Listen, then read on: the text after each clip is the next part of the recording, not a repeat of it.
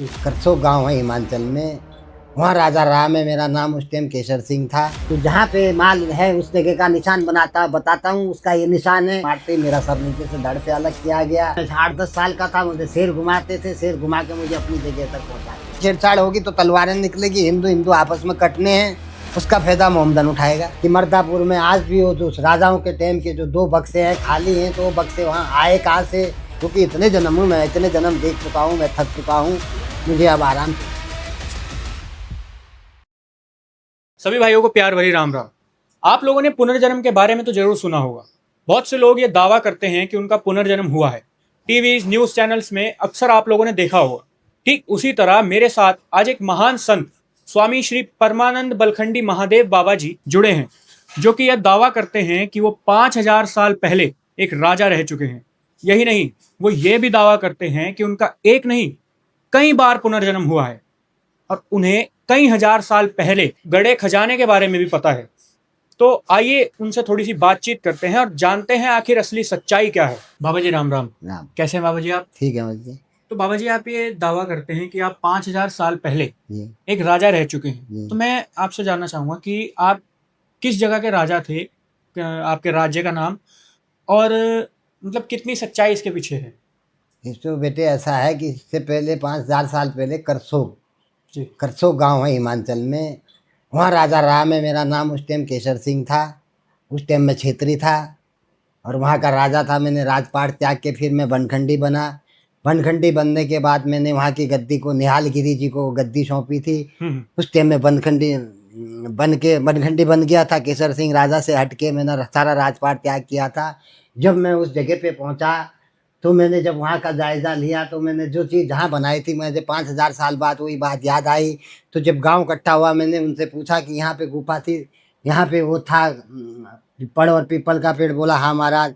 मैंने कहा यहाँ पे लेटरिन बाथरूम बनी है, यहाँ पे कुछ और था? बोला हाँ महाराज। आपको कैसे पता? मैंने फिर जब जनता से पूछा तो मैंने कहा एक ऐसी जगह भी थी इसके पीछे जहाँ कई लोग आते थे, तालाब के अंदर सोना चढ़ाते थे। बोला महाराज ये भी यस है। तो बोला आप ही कैसे जानते हैं? मैंने कहा क्योंकि मैं पूर्व जन्म ले चुका हूँ, इसलिए मैं इस सारे राज को जानता हूँ। एक मेरे पास जो छड़ी हुआ करती थी चांदी की, वो छड़ी मंगलगिरी ने मेरी छड़ी बेच दी। जब मैंने उसका जायज़ा लिया, वो करसोग से आगे हिमाचल के बीच में लिफ्ट वाला पड़ते, जहाँ पे लिफ्ट सिस्टम होता है, वहाँ की गद्दी में 15,000 में वो छड़ी बेची गई। उस छड़ी का मेरे पास एक अंगूठी हुआ करती थी, अंगूठी का मुझे कोई बेच नहीं पाया। उसके बाद वही मेरी गद्दी आगे पक्का पुल करनाल, वो भी गद्दी हमारी थी। उसके बाद नीचे चले जाओ कालका, कालका भी हमारी थी। जब मैं वहाँ पहुँचा तो मुझे सारी यादें आ गई। यादें आई तो जो चीज़ मैंने वहाँ गया, मैंने जब लोगों से वार्ता हुई, मेरी बातचीत हुई, सारी चीज़ें वही पाई गई। बेटे जब वही पाई गई तो मेरा पूर्व जन्म हो चुका है। मुझे पता है कि जब वहाँ खड़ा था तो मुझे वही चीज़ें जब प्रत्यक्ष दिखी तो फिर वहाँ जन्म हो चुका है। अब आदमी ये भी कहते बाबा जी आप कैसे जानते हो? मैं जानता हूँ तभी तो उस जन्म पे खड़ा हुआ ना बेटे। जी। तो उसके बाद दूसरी जगह आ जाइए बिलासपुर। उससे आगे आए बिलासपुर तो एक भगत हमको मिला, बोला महाराज हम आपको घुमाएंगे। हमने कहा चलो ठीक है, क्या पता कहाँ ले जाएगा बेटे। तो हमको एक ऐसे मंदिर में ले गया बिलासपुर के, जहाँ पे एक राजा की गर्दन काट के कहीं वहाँ का माल लूटा गया था। उस टाइम वहाँ मेरी राजा मंदिर के बगल में मेरा राजघराना हुआ करता था। मेरे 2 घंटे की शादी थी, मेरे पे पीछे से तलवार मारेगी। तलवार मारते ही मेरा सर नीचे से धड़ से अलग किया गया। धड़ से अलग करने के बाद मंदिर के सारे सोने के बक्से उड़ा के गांव अम्बाला के पास में मर्दापुर है, वहाँ पहुँचाया गया। वो सबूत है कि मर्दापुर में आज भी वो जो राजाओं के टाइम के जो 2 बक्से हैं खाली हैं, तो वो बक्से वहाँ आए कहाँ से और वो बक्से के अंदर का सामान कहाँ है? बाबा जी ये जानना चाहते हैं कि वो बक्से आज के टाइम के नहीं, पूर्व जन्म के राजाओं के टाइम के हैं। बहुत बड़े बड़े बक्से हैं। उन दोनों बक्सों के टाइम में, राजाओं के टाइम में जैसी रस्सियाँ लगी रहती थी वही रस्सियाँ लगती हैं। जब मैं उस गांव में पहुंचा तो मैंने कहा, मुझे फिर उसमें एक और जन्म याद आया जिसमें 2 सात संतों की हत्याएं कर दी गई। हत्याएं करने के बाद वहाँ से लूटपाट कर दी गई। जब मैंने ये रहस्य को बताया महात्मा को, जो महात्मा जी वहाँ रहते थे, महात्मा जी ने कहा महाराज पूरा गांव तलवार लेके आपके पीछे, सुबह लड़ाई झगड़े की नौबत आने वाली है, आप यहाँ से निकल जाओ। मैं रात के रात वहाँ से मुझे वो जगह खाली करनी पड़ी। रात के रात मुझे वो जगह, जितने में जब जन्मों में खड़ा हुआ, चाहे वो कहीं से हो, अहमदाबाद हो, गुजरात हो, जब मैं अहमदाबाद की नगरी में पहुँचा तो मुझे टेम्पो से उतरने के बाद बाहर एक आदमी स्टेशन में, रेलवे स्टेशन से उतरने के बाद एक आदमी बोला, महाराज आपको एक ओगड़ की गद्दी में ले चलूंगा। मैंने कहा कोई बात नहीं बेटे, ओगड़ हो डोगर हो, मैं सब में जाने को तैयार हूँ।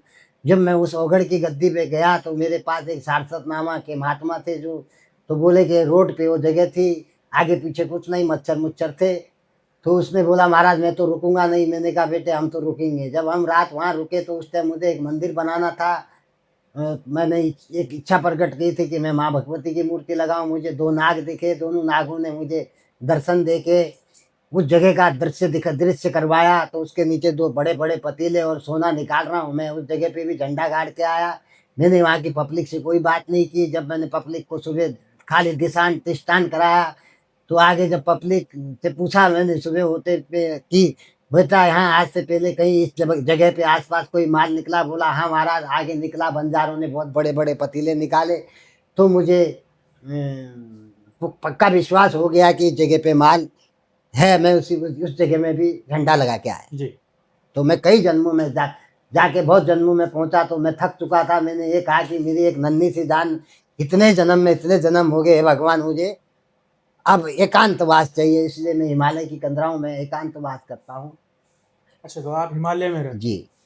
तो बाबा जी आपके कुल कितने जन्म हुए हैं, आप बता सकते हैं? तो इन जन्मों का बेटे, तो मैं तो जिस जन्म में खड़ा रहता हूँ मैं तो वहीं मेरा जन्म दिखता है। अब मैं कितने जन्म बताऊंगा मैं भी नहीं बता पाता हूँ, सही बात। क्योंकि अब मैं जिस जगह पे बैठा हूँ मेरी 5000 साल पुरानी गद्दी दिखाती है।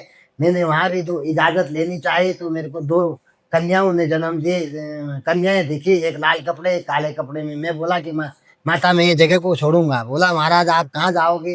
ये बेतालेश्वर महादेव मंदिर है, 5000 साल पहले आप यहाँ पे रह चुके हैं और आपने इसका ये नीचे का ऊपर का नीचे दिखाया तो मेरा दिल लग गया, क्योंकि मेरे को पूर्व जन्म के मंदिर का नाम दे गए, बेतालेश्वर महादेव मंदिर दे गए थे उस जगह का नाम। बेटे आज हम उसी जगह में विराजे हैं।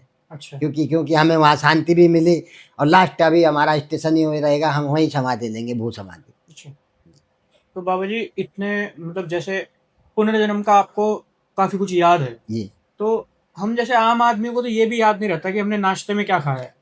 तो ऐसा कैसे मुमकिन है कि आपको इतनी बातें याद हैं? बेटे देखो इसके लिए मरण है, मरना पड़ता है जी। किसी चीज को हासिल करने के लिए मरना पड़ता है। मरना कोई नहीं चाहता इस टाइम। सब चाहते हैं कि आसान रास्ते से मिल जाए। रास्ते इतने आसान नहीं है, कांटे हैं ना। ये तो कांटों पे चलना है, तलवार की धार है। एकदम तो कोई रास्ता नहीं मिलता बेटे ना, क्योंकि मेरा गुरु ही मेरा अनुभव है। सही बात ना। मैं तो जितने जन्मों जहाँ पे जाऊंगा मुझे वहीं जन्म लगता है। बताओ तो मैं कितने जन्म गिनाऊं? मैं अपना जन्म खुद नहीं जानता। इसलिए मैंने अभी भोलेनाथ से यही कहा है कि मुझे इसी टाइम अब आगे को जन्म मत दे, क्योंकि इतने जन्म हूँ मैं, इतने जन्म देख चुका हूँ, मैं थक चुका हूँ, मुझे अब आराम चाहिए। अच्छा जी। तो बाबा जी जैसे अगर विज्ञान की माने हाँ। तो अगर कोई व्यक्ति किसी व्यक्ति की मृत्यु होती है हाँ। तो उसका आत्मा उसकी दूसरे शरीर में चली जाती है, ठीक है। देखो तो उसका दिमाग लेकिन दूसरे शरीर में चला जाए, ठीक है, पुनर्जन्म हुआ, उसकी मेमोरी एक तरीके से दूसरे शरीर में चली गई, उसको पुनर्जन्म का याद है, लेकिन ये कितनी बार संभव है?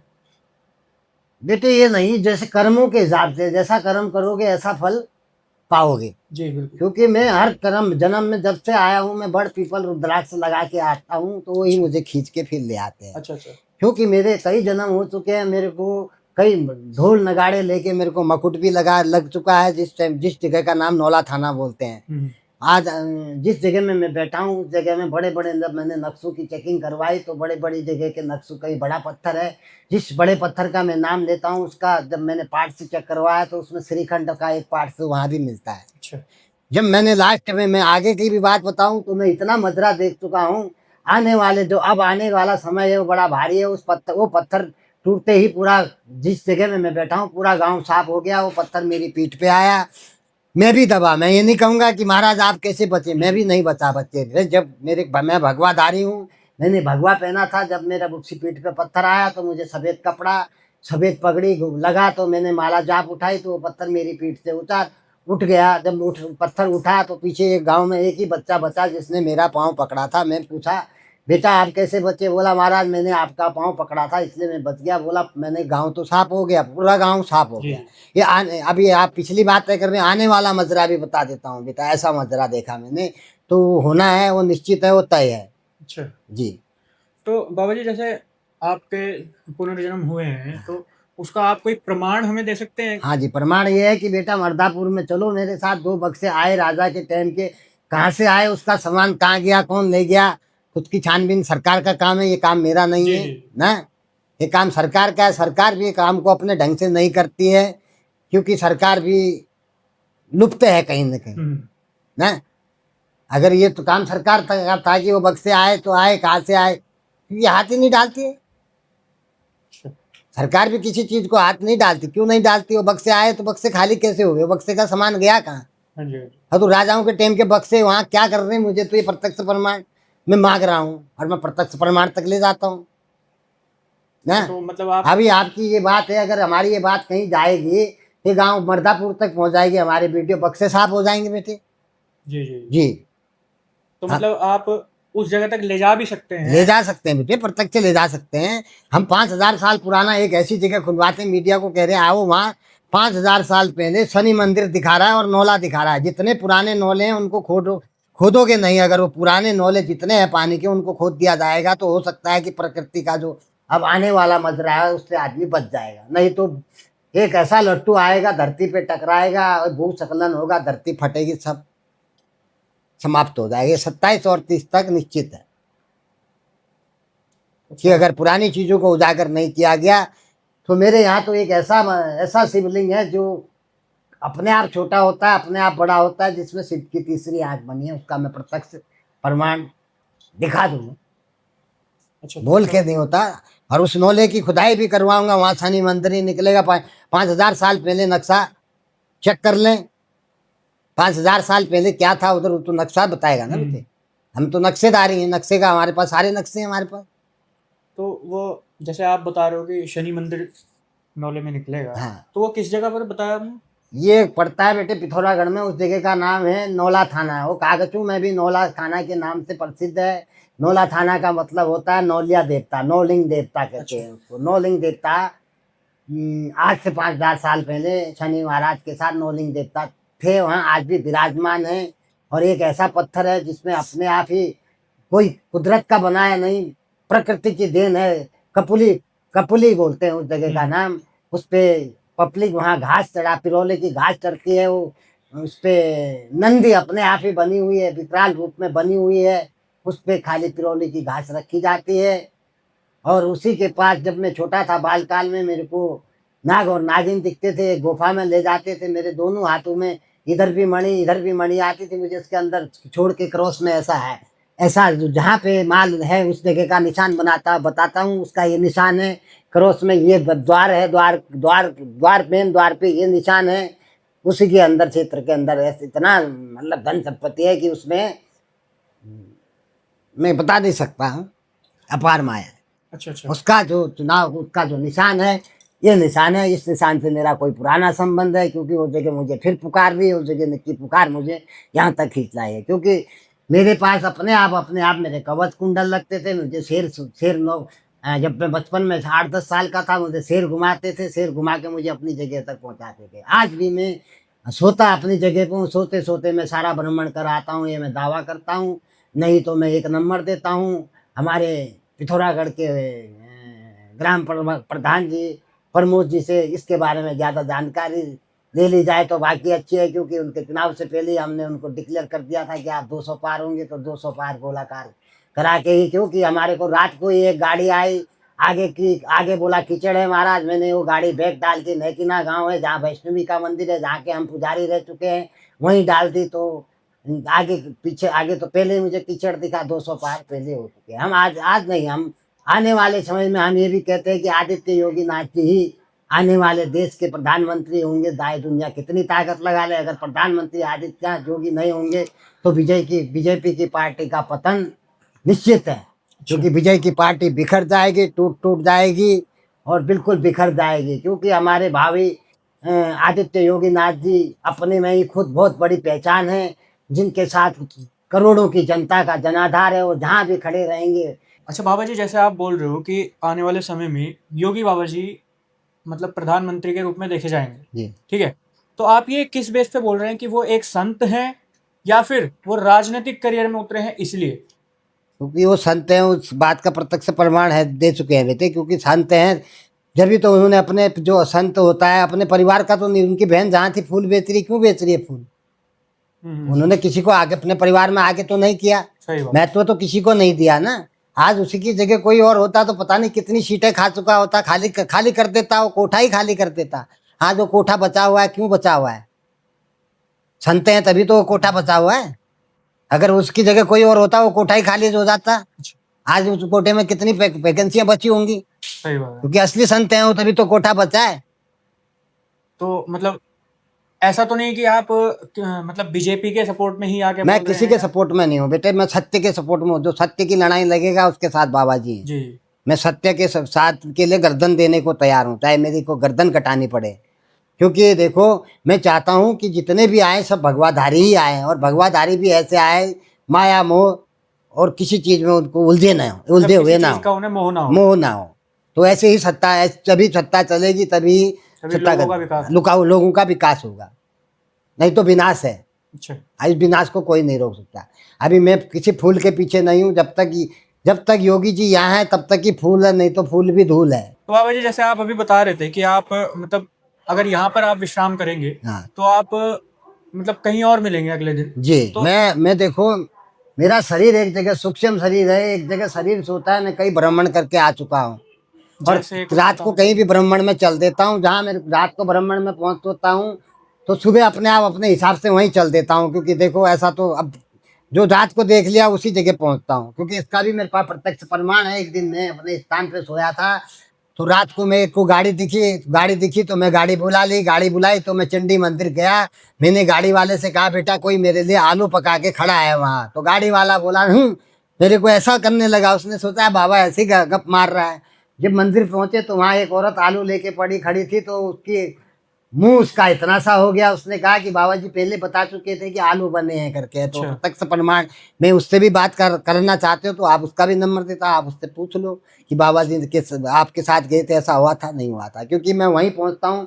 आज से कहीं पहले मैं हरियाणा में था। हरियाणा के जब मैं गद्दी में था, मैं रात को एक जगह नहा रहा था। मुझे एक गाय दिखी, कामधेनु गाय। मैं जय गंगा माई करा, तो मैं उसी दिन 4-5 स्टेशन आगे चले गया। आगे जाने के बाद मुझे एक आदमी मिला, बोला महाराज आपको एक ऐसी जगह ले जाता हूँ जहाँ आप खुश हो जाओगे। मैं समझ चुका था कि जो कल पिक्चर देखी थी ये उसी पिक्चर में ले जाएगा। तो जब मैं गया तो उसने मुझे वहीं ला के छोड़ा जहाँ वो कामधेनु थी।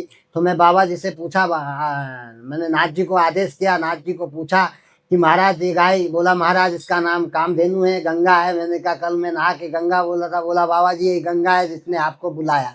तो मैं वहाँ कुछ क्षण के लिए 2-4 महीने में ने विश्राम किया, क्योंकि मैं उसी जगह पे पहुँचा था जहाँ मुझे जो जगह दिखी थी। मैं पूर्व जन्म नहीं, मैं आज के जन्म भी कह रहा हूँ कि मैं जब रात दिखता है मैं वहीं पहुँचता हूँ। बाकी जो दिखता नहीं मैं नहीं पहुँचता, क्योंकि मैं नारायण को मानता हूँ। जो सुबह दिख रहे हैं, जिनके मुझे दर्शन होते हैं, वही सत्य। बाकी मैं मानता नहीं, जो मुझे दिखा नहीं हूँ मैं मानता। अच्छा, तो भगवान के दर्शन आपको हुए हैं?